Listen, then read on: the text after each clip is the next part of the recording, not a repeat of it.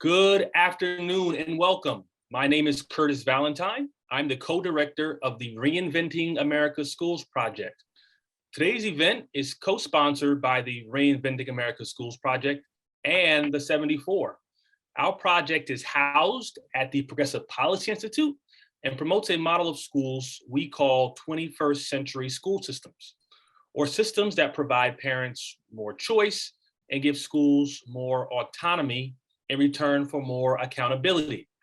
Our research shows that public school systems that do this produce the most rapid improvement in student performance. Today's webinar is the first in a series we are calling Election Day 2022. This series is an opportunity to highlight the issues voters and candidates are considering in the run-up to Election Day in November.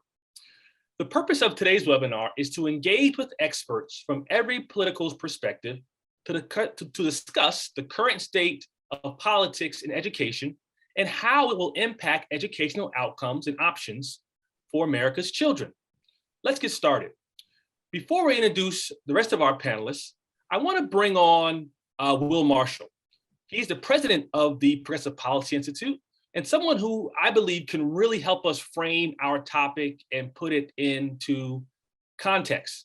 Welcome, Will. How are you doing today? Hey, Curtis, I'm doing great. Wonderful to be with you. Well, Will, you and I had this discussion in the past, and I think this has been a discussion a lot of people around the country are talking about, and it's 2021 Virginia.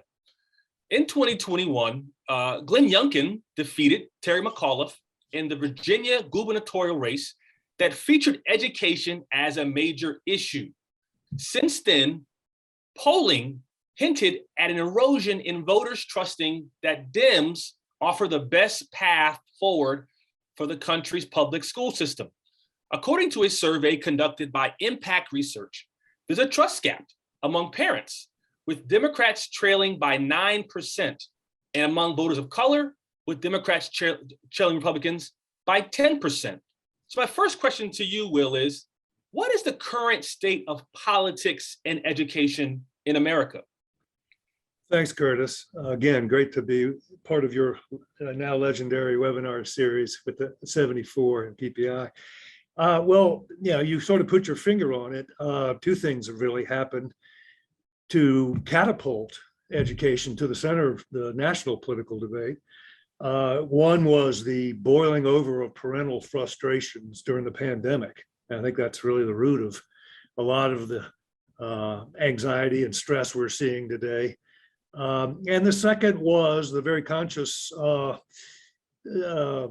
decision to try to make the schools a new front in the cultural war battles we're having in politics.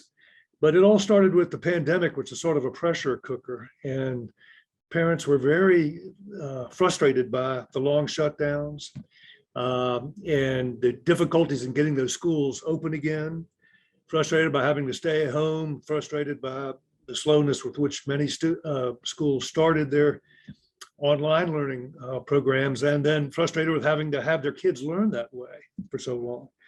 So that, I think, is driving a lot of this, but there's just no question that parents are raising their voice now and demanding that we talk about education as a national political. Education is always a local responsibility. Now it's become a really hot national issue. Now, Will, you've had a lot of experience in this space, particularly as it relates to politics and education. In your experience, is what we're going through now as a country any different than where we've been? And have Democrats traditionally, historically led on education? Well, you know, unfortunately, Curtis, I've been around long enough to see two cycles where there was a big national debate on education. One was, after Brown versus Board of Education, the historic ruling to desegregate public schools. And I grew up in a Jim Crow, Virginia, watching that battle unfold. But more recently, after the 1984 Nation at Risk report, the education became a big national issue. People were concerned that low quality schools were both robbing too many disadvantaged kids, low-income kids, minority kids of a chance for a decent education, but also holding the nation back in competition with the rest of the world. And so there was a moment of where I think mostly with Democratic leadership at first, but particularly as we went along, where we actually had a bipartisan consensus. Bill Clinton and the first George Bush had a famous summit down in Charlottesville, Virginia. Charlottesville has become notorious for other things since then. But in any event, they led a national conversation about how to really lift our public school performance. And but to your question, I think Democrats have traditionally enjoyed a structural advantage in the political debates on which party do you trust to make to fund our schools, to make them work better, to make sure that everybody gets a quality education. Just as Republicans have advantages on crime and security, Democrats have owned the education issue until today, and now we've seen that's no longer the case. Let's fast forward to today. And let's imagine you get a phone call for someone vying for high office, and we're not going to, give them a party affiliation. But what topics do you recommend candidates who really want to, garner parent support? What topics should those candidates really be prioritizing as they're running for office? Well, that's a great question. Let me start by saying this: that both parties have their blind spots. When I listen to what the Republicans are saying about, how they're trying to provoke parental anger about discussions of gender and race in schools very clearly. But what I don't hear coming from these Republican critics is a real concern about the quality of education, the quality of schools. Now, I know that the parents feel this way. Their number one issue is the learning losses their kids suffered during the pandemic. But political leaders, it's different. And so I think, the party that can convince voters that it really cares about raising school quality for all students is the party that's going to prevail. Candidates who say these and are credible, or the candidates who are going to prevail in races. Now, the Democrats have their problem on this. If the Republicans aren't very serious about school quality and equal access, the Democrats are sort of wedded to the status quo, at least in the eyes of voters. The voters don't hear a serious reform message coming from Democrats, how to modernize our public schools. We have a 100-year-old public school K through 12 system. And as you know, because you're one of the leaders of the effort here to talk about what a 21st century school system looks like, people want change, and now the parents are demanding change. And that puts us in a bad position if we're simply ratifying a status quo that serves the interest of central school bureaucrats and the teachers' unions. And that's where we are, to be blunt about it. And so I would counsel, it's much more likely that a Democrat would call me, Curtis, as you know. And I would say to him, look, you got to do three things. You've got to have a progressive plan to make our schools better, to improve their performance. And I would argue along the lines of the 21st century model, which you'll no doubt talk about in this conversation. But expanding school choice is really important. That's part of responding to the demand for more parental voice, more parental power. Secondly, I think we ought to be talking about closing the international achievement gap. America, where America ranks in global test of student attainment? We're 25th. Who's number one? Yes, China. As President Biden says, we're locked in a competition with China to determine which country is going to lead us economically and technologically into the future. And right now, their students are doing a whole lot better than ours. There's no excuse for that. And we need leaders who are going to promise to do something about that. And third, and this is important, and I don't think I hear as many people talking about it, parents want to know that schools, the K through 12 school system, is also a conveyor belt to the world of work. It's going to introduce their kids to local employers and labor markets and jobs, and get them thinking and started interacting and making contacts with employers, so that there's a real school to work transition and people just aren't cut loose on graduation day and told good luck, hope you find something. Well, the last question I have is similar in that it's a recommendation. So let's again take off that hat, and now you're talking to parents who are also voters. As they're going into campaign season, invariably they're going to see candidates in church, maybe at a PTA meeting, maybe at a campaign event. What questions should parents be asking candidates who are vying for their vote? To me, the central question is, do you really care about my kids, or are you trying to score partisan points? Because, let's face it, a lot of folks out there trying to put our kids on the front lines of these cultural wars. And, and frankly, as this polling that you referenced, Curtis, shows, they think that the politicians spend way too much time talking about things like race and gender and not enough time talking about math and science. And they think that they probably think Democrats are a little more inclined to talk about the things that they think take us off focus. So there's a problem there. And so I would say, if I were a parent talking to a candidate, I'd say, look, I don't want my kids to be playthings in this great red-blue battle. You got to put that aside and tell me how you're going to get them better teachers, better school offerings, and help make up the learning losses they've seen. And so things like the one-on-one tutoring, the things that are going to help them make sure their kids catch up, get back, on pace, and get a great education are, the top things. And so a kind of overheated and politicized discourse, around these other cultural political issues, I think is going to be something that deep down most parents don't want to be the front and center of the education discourse. That's not how they will define parent power, but we need to take seriously their demand to be heard, as we try to modernize and update our legacy K through 12 system. Thank you so much, Will. I appreciate you joining us today. What you've done is really set the table for the remaining three panelists to really come in and put some meat on the bones about where we are and where we can go with education in this country. Thank you, Curtis. It's a real pleasure. Thank you so much, Will. Now I want my panelists, Alisha, Christy, T. Willard, please turn your camera on as we jump into our conversation and to really build off my discussion with Will. Before we do that, I do want you all to get a sense of who's in the audience, who you are talking to. So before we do that, we want to survey the audience. Those of you who are listening in, we want you to answer this survey. You can only pick one. Which group do you most identify with? As a parent, an educator, someone who is supporting and resourcing this work, a journalist, an advocate, or a policymaker? If you're like me, I wear about 3 or 4 of these hats. But for you in this discussion, what do you most identify with? And as you're answering that, I want to introduce the rest of my panelists.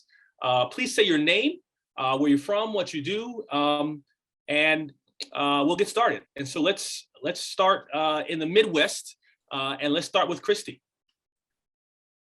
Thank you very much for having me here. My name is Christy Moreno. I'm with the National Parents Union, delegate for the state of Missouri, really doing regional work here in the Midwest, but also always speaking with and for and on behalf of Latino parents, but really here representing the National Parents Union today. So it's a pleasure to be here in great company, and I'm looking forward to our conversation. Thank you so much for being here. Let's take it south with my sister, Alisha. Thank you, Curtis. Good afternoon, everybody, and hello to my fellow panelists. I am Alisha Thomas Searcy. I'm a mom of 3 school-aged children, a former state legislator here in the state of Georgia, also a former superintendent, and now the Democratic nominee for state school superintendent. And last but not least, in the great state of Florida, we have T. Willard. I'm T. Willard Fair, the President and Chief Executive Officer of the Urban League of Greater Miami.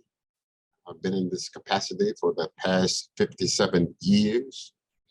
I'm the founder of the first charter school in the state of Florida. And I believe that all the problems that exist in my We Rise village, which is composed of 13 underperforming schools in the 4th largest school district in the world, rests with our ability to restore value to educational achievement. Well, T. Willard, there's one more title that was given to you before you joined, and that is a legend. Alisha is from the state of Florida, and when she talked about reconnecting with you, because you all met years ago. And so it's really good to make these connections, but understanding the impact we have on people's lives and the direction they go into. Thank you. Thank you very much, Lisa. Good to see you. And so let's get started. Before we do that, I do want to see the survey results and see who exactly is out there. So you see about 44% of those in the audience are folks who are really advocating on the front lines for education for our children. But coming in second, we have educators. We have a number of folks who are in the classroom, followed by parents. And so we have a really good diverse group of folks in the audience. And so as you're answering the questions, just be mindful of that. I do want to come to you first, T. Willard. And I referenced this survey in my introduction with Will. This survey that was conducted by Impact Research found that voters believe that both parties, and especially Democrats, are more focused on race and gender issues and how they're taught in schools, rather than helping students get back on track. T. Willard, historically, how has education impacted politics, and how have candidates you supported taken positions on issues? Education has always impacted politics.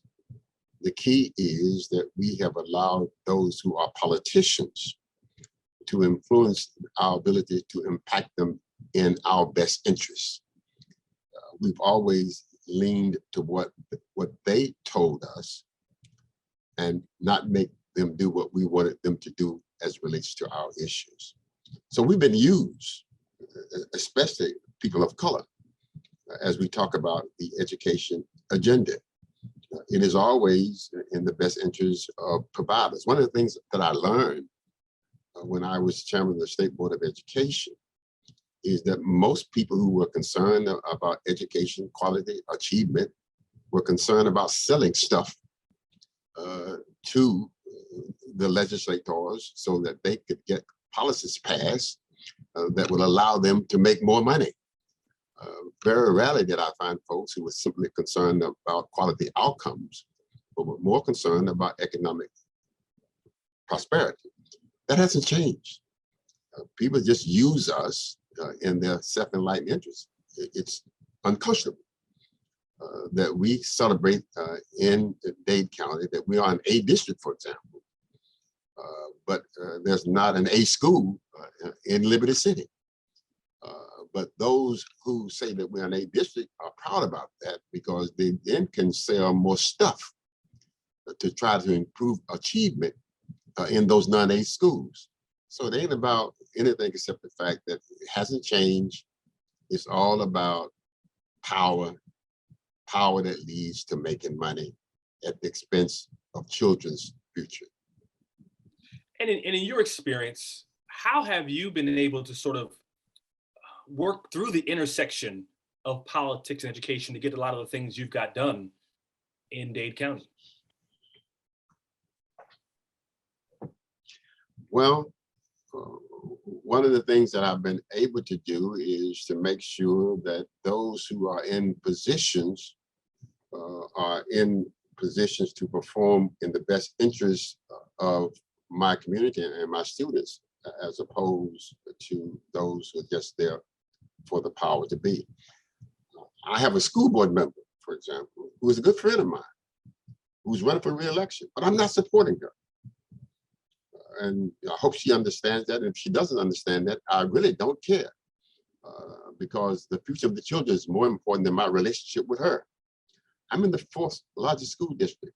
I got 13 underperforming schools.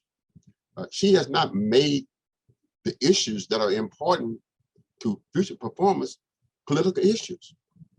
I'm in a district that has no A schools, but it's an A district.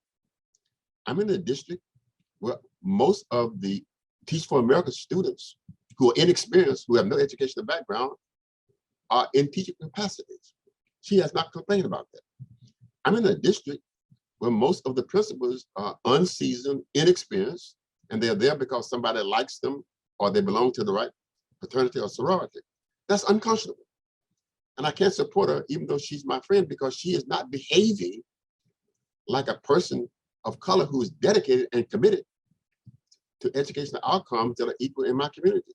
So I think my role is to be aggressive on behalf of my children, because one thing that you didn't have on your list of people who are involved, in my district, I got more children who have been raised not by parents, but by others.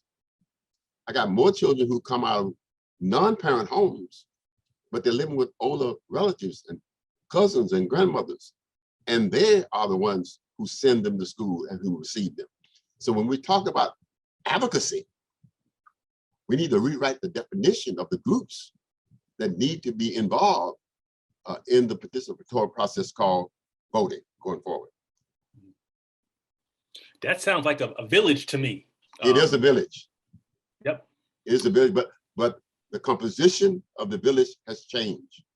When you say parents, you're talking about Coral Gables by the sea. You're talking about South Miami. That's not my village. Alisha, I want to come to you. Again, you are vying for the highest seat in the land in the state of Georgia concerning education.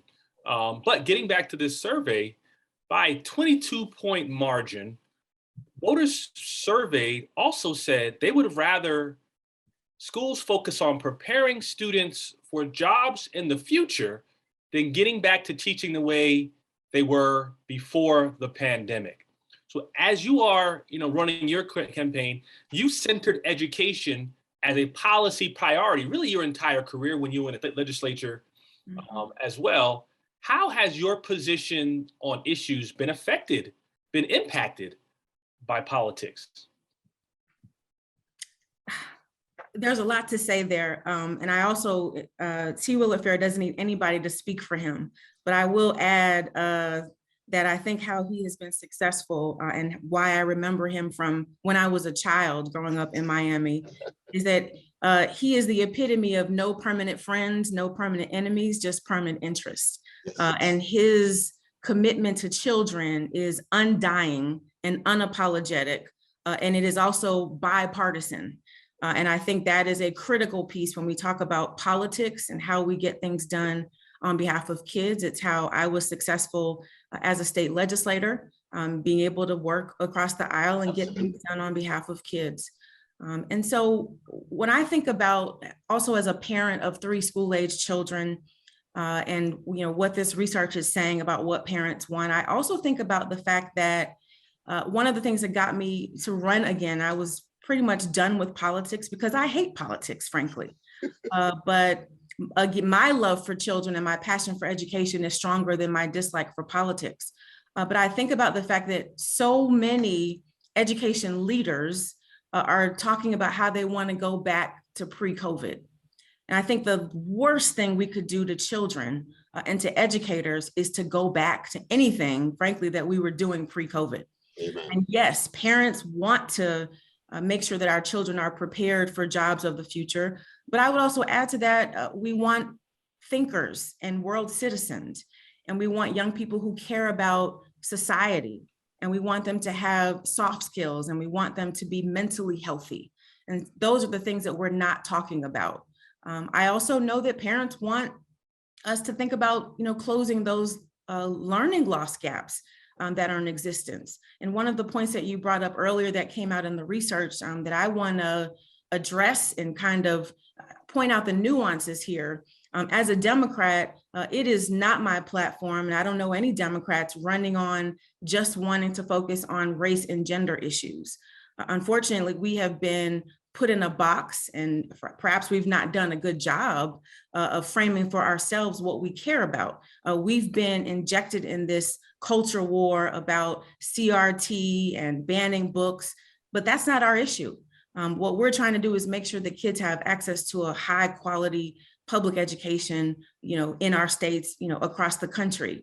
And so we have to do a better job in talking about what's important and espousing our values of equity and social justice and leveling the playing field. and saying out loud that it doesn't matter if a child lives in rural Georgia or metro Atlanta, that all of them need access to broadband, that all of them should have high quality teachers. And then the final thing that I want to mention, speaking of teachers, is that teachers are really struggling right now. They feel unseen, unheard, disrespected. They're dealing with so very much. And I don't think there's been enough conversation about what we do to address the real burnout that exists in our public schools among teachers, certainly in Georgia, and I would argue across the country. And so you have a tremendous sort of time horizon. You are one of the youngest people in history to ever be elected to the Georgia State Legislature. That was 20 years ago, and you were in middle by how you look. And so this idea of, the experience you've had from when you were elected till now, what's changed and what's still the same? What's changed is, I guess, the rhetoric, but the results have been the same. That there are too many kids who don't have what they need in our public education system. I often talk about on the trail that if you were to Google what a classroom looked like in the 1800s and compare that to what schools look like and the classroom looks like right now, there's not a lot that has changed. And so why are we still trying to deliver a telegram education to a TikTok generation? And so it's frustrating for me as a parent, as a product of public education, that I know what's possible for kids regardless of their zip code, but somehow we still keep getting distracted by the culture wars, the talking points, the partisanship. And the only people who are getting left behind are our students who aren't Democrat or Republican. They're just kids who deserve to have a high quality education. So frankly, that's why I got back into politics, Curtis. Nothing has changed. And it is just a crime that we still have children who are sitting in school right now who may not have the most effective teacher, may not have curriculum that's reflective of who they are and celebrates their differences, right? They may not have access to technology. The list goes on. And I don't understand why people aren't up in arms all across this country to say something, to do something about the fact that this still exists, in my case, more than 20 years later. This is so important, and something that I think many people believe should be important to not only voters, but also to candidates. Before I come to you, Christy, I do want to go back out to our audience and take another poll. And this is a question, a yes or no question. Do candidates who are vying for your vote, wherever you live, at whatever level you most participate at, do they really prioritize K-12 educational solutions in their campaigns? And so when they're running for office, when you hear people on television, when you see them on the news talking about running for office, do you believe they're prioritizing, speaking to the issues of the K-12 education system enough? As folks are taking that poll, I do want to come to you, Christy. Among Black and Latino students and those with the voters, and those from that background, in this survey, Democrats lead by only 5 percentage points on the generic ballot after winning, the same group in 2018 by 82 and 36 points respectively. And so even within the Black and Latino community, you're seeing this erosion of support for generic Democrats. And so more directly, Christy, Black and brown parents have been growing political power over the last decade or so, but now find themselves competing for power with conservative parents and with conservative parent groups. How did we get here? Thank you. I will start by echoing and agreeing to everything that has been said, and by stating a few data points that I think are very important. One, I appreciate Will sharing that America ranked 25th, right, in quality of education. That hurts. That really, really hurts.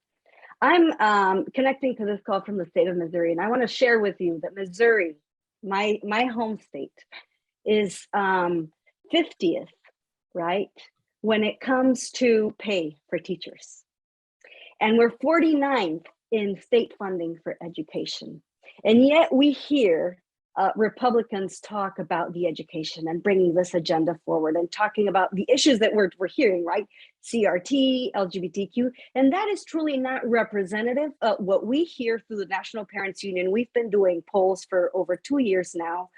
What we hear the majority of parents saying from, however they identify politically, the reality is that 3/4 of parents say they're more concerned about their economic stability and the mental well-being of their children. And so this is where the narrative is changing drastically. COVID, and I like to talk about the multiple pandemics that we all have been surviving. It's not just the COVID pandemic that has been really impacting the mental health and well-being of everybody, but really focused on our children. But we're talking about the pandemic of gun violence. We're talking about the pandemic of racism and attacks on our children and our youth. And so parents have been, at the forefront of all of this throughout these last over 2 years, really when we had access to our children's classroom, right? Because we were at home with them. We were witnessing the quality of the poor quality of the public education. We also learned a lot about the huge digital divide, right? We've been learning so much when previously we had thought, well, education and politics, I'm for education. I don't really want to engage politically, but we have been really there present when decisions have been made about the education of our children and realize that a lot of these have been made without our input. So as parents, we have come to realize that we need to be at those decision-making tables. Whether it was gating criteria, are we going to come back to school? Are we going to be providing free and reduced lunch meals for families still, like during the pandemic? All of these things that affect us as parents of students, as families, as caregivers. Now we have realized how important it is for us to partake in those conversations. I would like to invite everyone to visit nationalparentsunion.org. We have a tab that is of all the polling that we've been doing if you want to gain more insights and look at the data that we've been putting out there. But really, as my friend Christine Laster would say, Black and brown parents, we have always had to battle against entities, right? That desire to maintain power over the repression of us.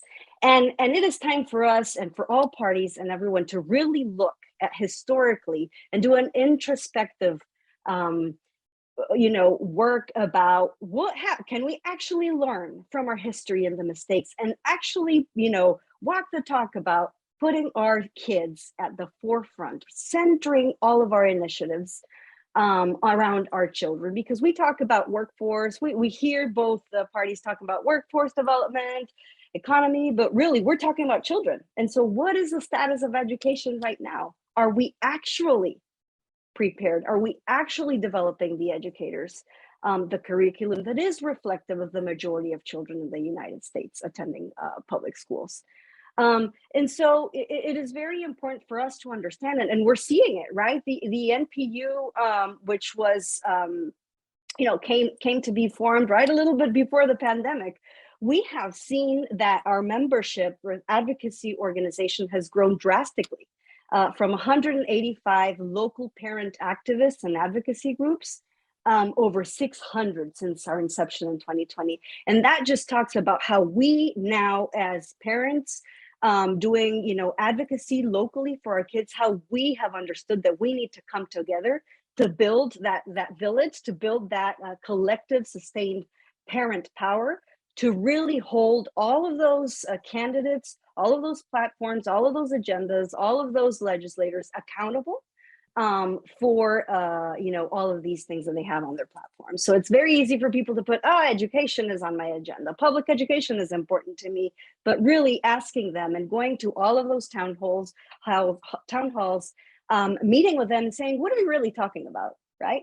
Because let's look, when we look, the National Parents Union is really working through our EPIC campaign where we're holding school boards accountable. We know that every school district received millions, if not billions of dollars in COVID relief funds, right? And that the Department of Education allocated some of those funds, let's say for family engagement, right? And we see that those funds are going into football fields and whatnot that has nothing to do with actually closing the achievement gap of our students, to actually addressing the mental health concerns that we have as parents for our children. Suicide rates for our youth, and I will speak specifically about Latino students, have skyrocketed. And what does that mean? Like, and what are the implications of that? But what is catalyzing that? That's what parents are concerned about. And now, like I said, more than ever, we have come to realize that, yes, this is a political game, that yes, we need to get engaged, that we need to start, knocking on doors, talking to our relatives, talking to our neighbors about the power of their vote, the power of their voice, combating voter apathy and suppression and oppression that we've been experiencing for forever, and really fighting for our rights and the rights of our children.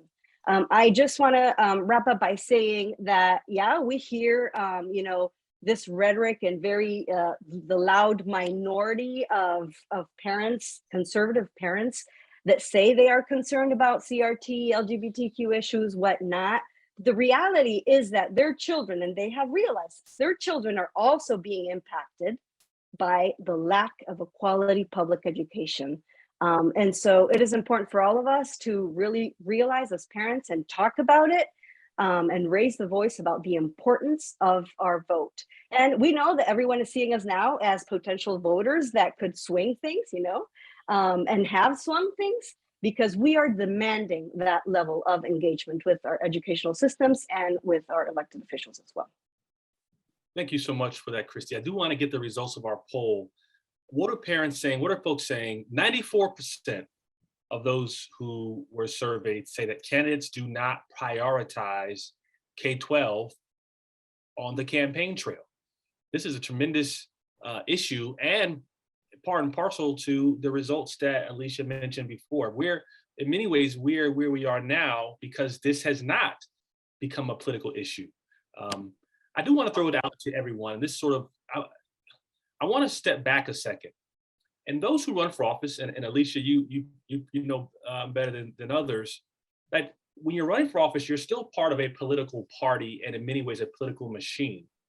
And these machines have platforms and they take positions that oftentimes candidates down the ballot also support on behalf of the party. And so my question to you, but all of you really, is how do political parties differ and how they choose what topics to highlight? What process are these parties going through to determine what they're going to highlight within education and what they're going to oppose? I probably know as much about this as the others on this panel, because I don't consider myself a big party activist. And frankly, I have never taken direction from a political party. My direction comes from the work that I do in the community and the understanding of what needs to happen in schools as a policymaker and a former superintendent. What I can tell you, Curtis, is as someone who operates from my values, and I grew up in the NAACP. I've got the T. Willard Fairs, whose shoulders I stand on. I have sometimes taken some positions that frankly are opposite of what my own party may be espousing. And I think my election in Georgia in the Democratic primary is probably a good example of that. As an example, and there are others, but this is the first one that comes to mind, I believe in public school choice. I'm a product of public school choice. I believe in it as a way to level the playing field. And I know what it can do for children when they have options to high quality public schools. And so as my value, and it's something that I believe in and have seen, it's something that I fight for other kids. But it's not necessarily something that is a strong platform item for Democrats, especially in my state. And so when I ran in the primary, it was a challenge. It came up in a number of forums. But what sent the loudest message was that in my four-way race of Democrats, I won the election without a runoff and won all 159 counties. And so what that tells me is I can't, as a candidate, run based on what the party wants me to talk about or what the polling says. I got to focus on the things that the people are saying, right? That as a mom, I know what it's like to have 3 kids in school. I will never forget the feeling on May 25th when I didn't want my 15-year-old to go to school because of what had happened the day before. I don't need a poll or a political party to tell me what it's like as a parent to be afraid for my child to go to school, right? I know what it's like to be an educator and to feel disrespected and unprepared and not have the resources that I need to be successful in the schools that I was leading. I also know that being a parent of 3 school-age children, that when they're getting 90-minute blocks in school, but they can learn things in 90 seconds on TikTok, that we need to be paying attention to how we reach children. And so that in itself is the problem. And I appreciate you asking that question. Yes, I'm a Democrat, and I'm a Democrat based on my values. But as long as we keep making decisions based on what a political party wants, we will never do what's best for children. And that's what I'm hoping that folks like Christy, and I know that's what T. Willard Fair already does, and organizations will begin to do. I hope that parents will get fired up, certainly in Georgia, and I think all across the state, to say enough of this party stuff. Let's just do what's best for my kid so that we're not 25 in the world, and that our children are getting what they absolutely deserve. T. Willard, when you're experiencing, what do parties get wrong? Either party, when they're talking on education, what are they getting wrong in this fight for educational equality? I don't deal with parties. I deal with my ability to influence all parties. I could care less about what you call yourself, as long as I can make you do what I want you to do. That's my agenda. This past Friday, I had the newly appointed Commissioner of Education in my village for 2 hours.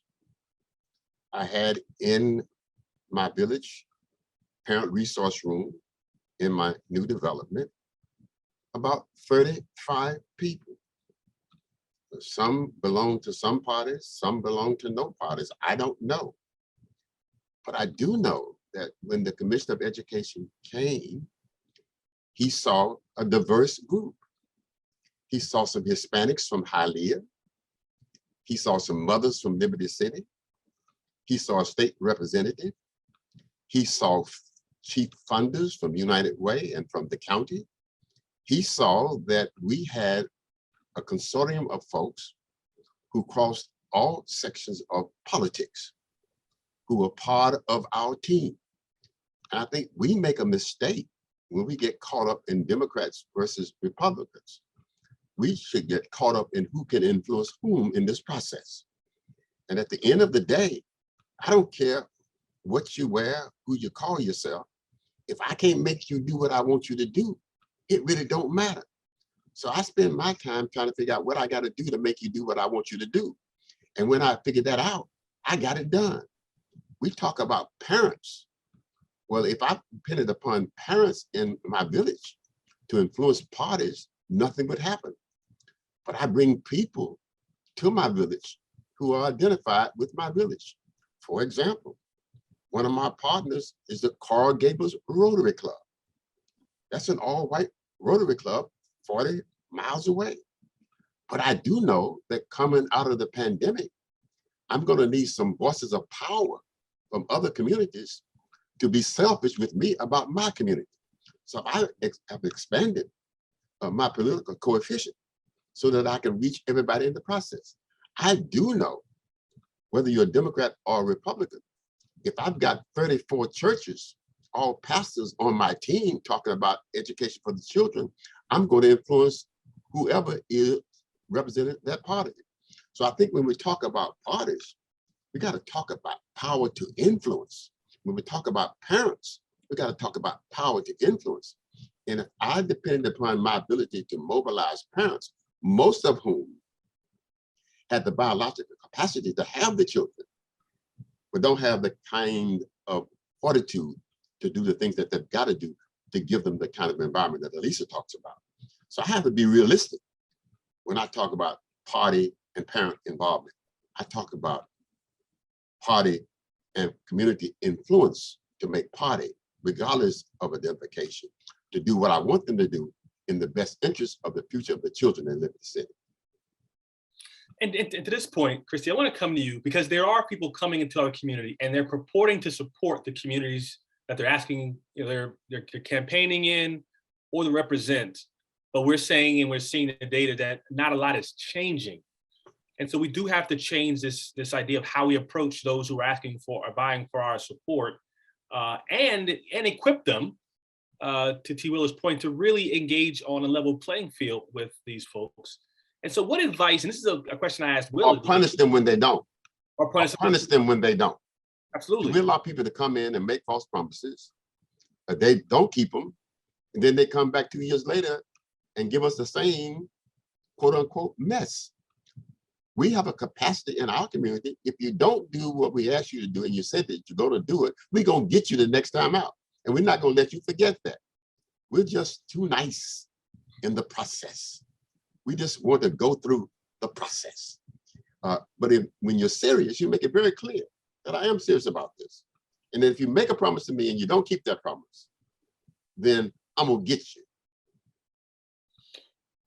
And so as candidates are moving in and out of our communities, and they have to be held accountable, which I think is what T. Willard is saying. We talk about accountability of schools, of school teachers, of school leaders, of charter schools, whatever you want to, all those within the periphery of education.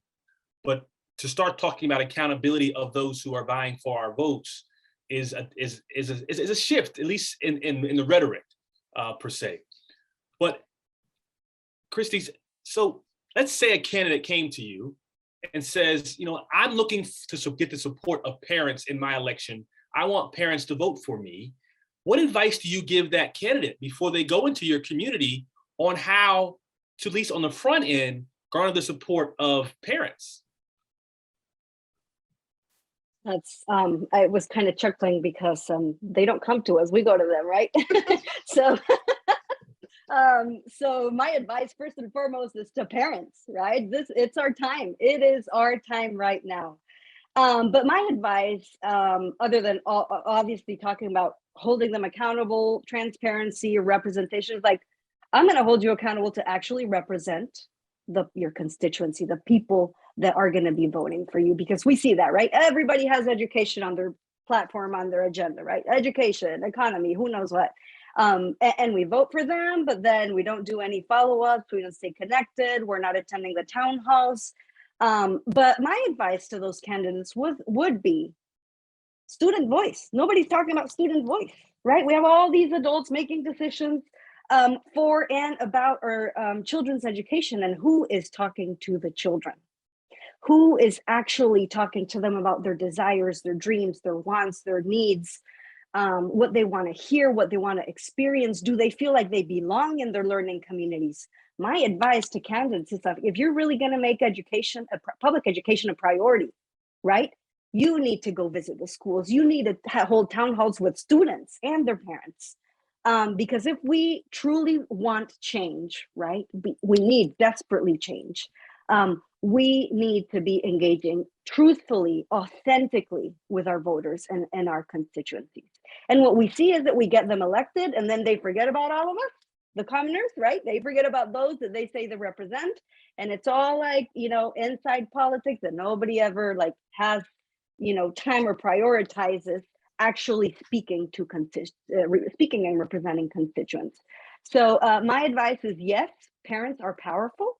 Yes, we are potential voters. Yes, we have the capability of changing things and swinging things. And so it's best that you engage with us ahead of time rather than us coming after you and you not being happy about that, right? And so one of the things that we do with the National Parents Union is actually empowering parents to run for office, right? Run for school board. We need parents to be in those decision-making tables. We need parents who are well-connected, who are closest to the pain of the inequities and the injustices, to be there to represent our students and to represent families. So that is my advice. Alisha T. Willard, and Tila, you talked about this idea of parent power or the need for that in your community. what can parents, particularly parents of color, do to grow their political power at a time when I mentioned before, there is competition in a way now at the state level, particularly. How can parents of color grow their political power? Is that Alisha or me? Both of you. Alisha, you go first. Sure, I think a couple of things. And I want to point out that not all elected officials get elected and go away, never to be found again. Yeah. I served 12 years in the House of Representatives and had well over 100 town hall meetings during my tenure. And I made sure to do that at least once a month because I wanted my constituents to know what was happening at the Capitol. I wanted to hear from them on the issues that were affecting them. And I wanted them to hold me accountable to— You know, you were the exception. You know, you were the exception. That may be true. You were the exception. But I do want people to know that there are those of us in public service. You were the exception. who do those things. And I think that should be what parents and voters expect, right? To be involved with elected officials after they are elected. But I also think how they're running their campaigns matters, right? So when you talk about how parents can have more influence, candidates are the most humble when we're running for office. And so that's the time to ask the questions. That's the time to pay attention to how they're running their campaigns. As an example, school safety is an important issue to me. And so I'm not elected yet, but I've spent the last few months having roundtable conversations across the state of Georgia with law enforcement, professionals in mental health, young people, Christy, we got to have student voice at those tables, parents, school officials, of course, and we've had chiefs of police and other law enforcement agents involved, having conversations about what can we do at the local and district level to keep our students safe? How can we prevent school violence? How can we prevent school shootings? That ought to be an indication to voters. This is how I'm going to lead, by listening, by engaging stakeholders, by getting solutions based on local communities, because one size does not fit all. And so I believe, Curtis, that the way parents can build influence is by working with candidates and elected officials before the election, before the legislative session, or before the school board starts to meet for the year. Go and have coffee with them. Understand that you are an expert in your issue. Sometimes parents and others feel intimidated because elected officials have these titles. But the truth is, we are regular people. And so because you are a parent, because you are an educator, you have an expertise and an experience that is incredibly valuable. And so reach out to those elected officials and candidates, talk about the things that matter to you, because that's their job, to listen. And then, of course, there's power in numbers. But I will say this and turn it over to T. Willard. When I was in the legislature, and I was very active and involved in my community, and I gave my cell phone number out and people used it. But I represented 56,000 people. If I got during one legislative session 100 emails about any issue, that was a lot. Those 100 people had a lot of influence on how I was thinking about an issue, how I might have voted for an issue. And so you don't have to have thousands of people organized to have influence in this process. You just have to have a voice and an experience and the willingness to speak up and advocate on behalf of your children, and organize with organizations like the Parent Union and others to have those conversations and get elected officials to hear your hearts and what it is that you want done on behalf of your kids. You have power. That's what I want them to know. T. Willard? I have a card here. It has Michelle Obama's picture on the front of it. It says, when they go low, we go high, vote. Then on the back, it has all of those persons who are running as Democrats for the Black vote in my community. I have not seen but 5 of them in the last 5 years. But they have come to my community 2 weeks before election time, passed this out all over my community. And they expect us to have a great turnout. And when we don't turn out, they say it's voter apathy in the Black community. You treat us as if we are unimportant. all year round. Then you come in at the last moment, pass this out, and assume that because it comes from the Democratic Party, that because we are Black folks, we should take this as face value and vote. That ain't the way it works. We know that's not the way it works. That's the way you get manipulated, but that's not the way it works. I have not seen but 5 of these people in the last 12 months in my community. I'm going to be on the horn telling everybody on election day, don't vote for the other 25.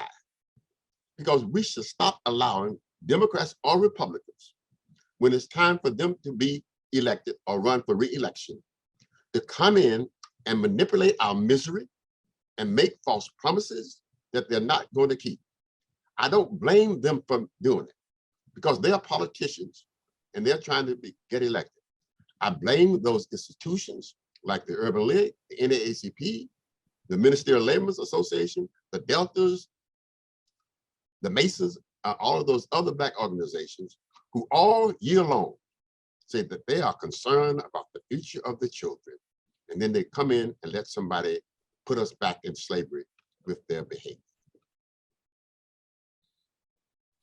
I agree. I just want to jump in and say the majority, if not 100% of the parents, Black and brown parents I talk to, a candidate has never canvassed their neighborhood. A candidate has never knocked on their door. That's correct.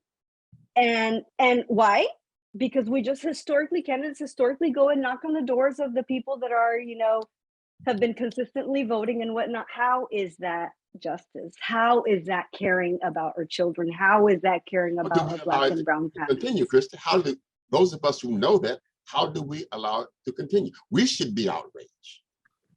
Absolutely, and we are. The parents look to us. And if we know this exists and we're solid about it, then they just assume that this is the way it goes. That's why those of us who know that this is wrong have to articulate. It's personal with me because we're talking about the future of children yet unborn. And we're talking about changing the paradigm shift. We're saying that if you want our vote, you got to court us year round.